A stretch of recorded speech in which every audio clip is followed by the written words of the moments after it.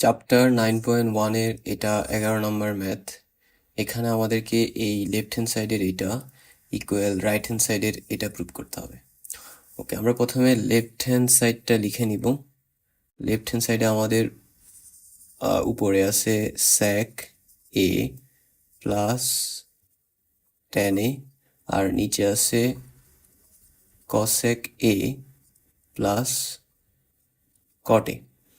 ওকে, নাও আমাদের যেটা প্রুভ করতে হবে সেখানে দেখা যাচ্ছে কসেকে প্লাস কটের অপোজিটটা কসেকে মাইনাস কটে আছে, আর স্যাকে প্লাস ট্যানে এর অপোজিটটা স্যাকে মাইনাস ট্যানে আছে। তো এই জিনিসগুলো আমাদের এখানে আনা লাগবে। তার জন্য আমরা যেটা করব, হর ও লবকে এই মাইনাসগুলা দিয়ে গুণ করব। তো প্রথমে এগুলো অ্যাজ ইট ইজ লিখে নেই, স্যাকে প্লাস ট্যানে আর নিচে আছে কসেকে প্লাস কটে। ওকে, তো প্রথমে আসি এইটার যে অপোজিট সেটা হচ্ছে কি এটা স্যাকে মাইনাস টেনে। সো স্যাকে মাইনাস টেনে এটা আনলাম। তারপরে এটার যে অপোজিট কসেকে প্লাস কটে, এটার অপোজিট হচ্ছে কসেকে মাইনাস কটে। তাহলে আমি কসেক এ মাইনাস কটে এটা আনলাম।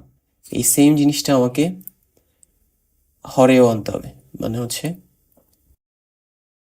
স্যাকে মাইনাস টেনে ইন্টু কসেকে মাইনাস কটে। তাহলে আমরা কি করলাম, আমরা হর এবং লব দুটোতেই এই জিনিস দিয়ে গুণ করছি। তো এটা আমরা সাইড নোট আকারে পাশে লিখে দিতে হবে।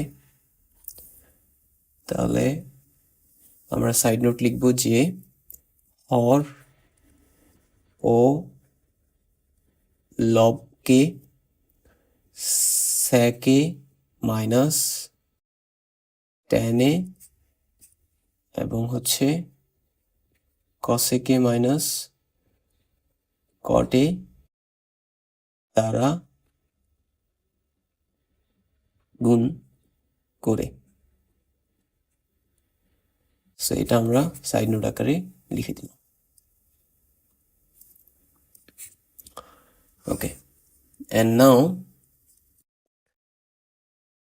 এই জায়গায় সূত্র অ্যাপ্লাই করব। আমরা একটা সূত্র জানি যে A square minus B square equal হচ্ছে A plus B into A minus B. তো আমি যদি খেয়াল করি তাহলে স্যাক একে যদি এ ধরি, এটাকে এ ধরি, এটাকে বি ধরি, তাহলে দেখবো এখানে A plus B into A minus B. তাহলে কি লিখতে পারবো, A square minus B square. So সেই হিসেবে এখানে লিখতে পারবো এ হচ্ছে স্যাক, so A square minus B হচ্ছে ট্যান গেল এই জায়গায়। আর সো এই দুইটা সূত্রের সাহায্যে এটা করে ফেলছি। তাহলে বাকি থাকলো আমার এটাকে আমি অ্যাজ ইট ইজ লিখে দিই, কসেকে মাইনাস কটে গেলাম। এবার নিচে এখানে আমি যদি এইটাকে এ ধরি আর এটাকে বি ধরি, তাহলে সেম এটা এ এটা বি। আচ্ছা, এখানে লিখে দেই এটা এ এটা বি। তাহলে দেখা যাচ্ছে এখানে A plus B into A minus B. তাহলে এ plus B into A minus B equal হচ্ছে কি এ স্কোয়ার মাইনাস বি স্কোয়ার। আমার এ হচ্ছে কে, এ হচ্ছে কসেক, তাহলে কসেক স্কোয়ার মাইনাস বি হচ্ছে কে কট, কট স্কোয়ার। তাহলে কি করলাম, এ plus B into A minus B equal A square minus B square. এখন তাহলে এখানে এইটা আর এটা এই দুইটা সূত্রের সাহায্যে এটা করে ফেলছি। তাহলে মাঝখানে এটা বাকি থাকলো। এবার এটাকে আমি এখানে অ্যাজ ইট ইজ লিখে দিব স্যাকে মাইনাস টেনে। Okay fine. এইবার আমরা যদি খেয়াল করি তাহলে দেখব যে sec square a minus tan square a, এই যে sec square a minus tan square equal হচ্ছে 1, এইটা sec square a minus tan square equal 1। তাহলে এই sec স্কোয়ার এখানে হচ্ছে sec square theta minus tan square theta equal 1, তাহলে এখানে sec square a minus tan square a equal 1 হবে। তাহলে আমি 1 দিলাম ইন্টু অপোজিট অন্য যেটা আছে cosec a minus cot a, এটা অ্যাজ ইট ইজ লিখলাম। এরপরে cosec a minus cosec square a minus tan cot square a, এটা হচ্ছে এই যে এটা cosec square theta minus cot square theta equal 1।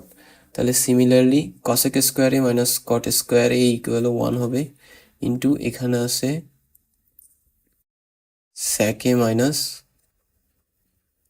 tan a। ওকে, এই 1 1 কাটা গেলে আর থাকে cosec a minus cot a, এরপর এখানে হচ্ছে sec a minus tan a, এবং এটাই কিন্তু আমার রাইট হ্যান্ড সাইড ছিল, এই যে cosec a minus cot a divide by sec a minus tan a, cosec a minus cot a divide by sec a minus tan a। তাহলে এটাই আমার রাইট হ্যান্ড সাইড। সো আমরা বলতে পারি যে সুতরাং left hand side equal right hand side proved. So that's all for today.